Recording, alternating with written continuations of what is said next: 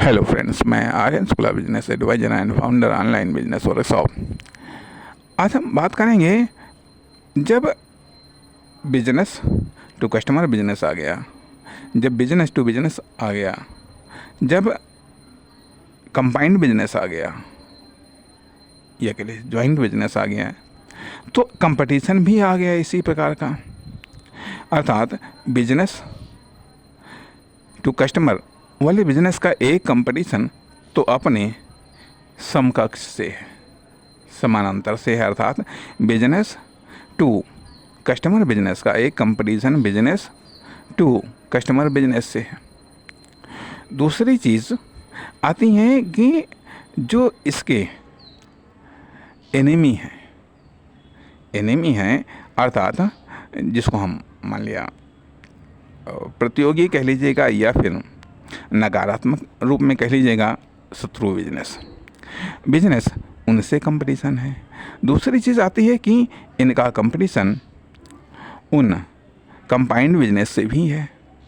इनका competition business to business वाले business से भी है।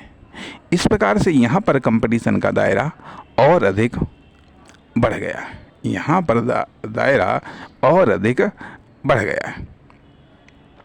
कहने का अर्थ ये है, आप ऐसे मान लीजिएगा कि यदि आप ऐसे किसी फील्ड में हैं जिसमें अभी तक आप या जिस फील्ड में थे उस फील्ड में केवल बिजनेस टू कस्टमर वाले बिजनेसमैन ही थे या बिजनेस थे, लेकिन यदि उसमें कोई कंपनी आ गई जो बिजनेस टू बिजनेस बिजनेस करने वाली, यदि उस कंपनी का उसमें एंट्री हो गई तो स्वाभाविक बात है आपका कंपटीशन उनसे हो गया, तथा मिश्रित वाले भी हो सकते हैं।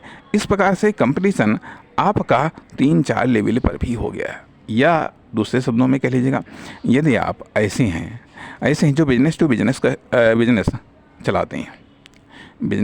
चलाते हैं, उनमें भी आपका कंपटीशन उनसे भी है जो कि आपके समकक्ष हैं, अर्थात जो बिजनेस टू बिजनेस चलाते हैं, तथा उनसे भी है जो बिजनेस टू कस्टमर बिजनेस चलाते हैं, तथा कंबाइंड बिजनेस से भी आपका कंपटीशन है। इसलिए इन चीज़ों को भी ध्यान में रखना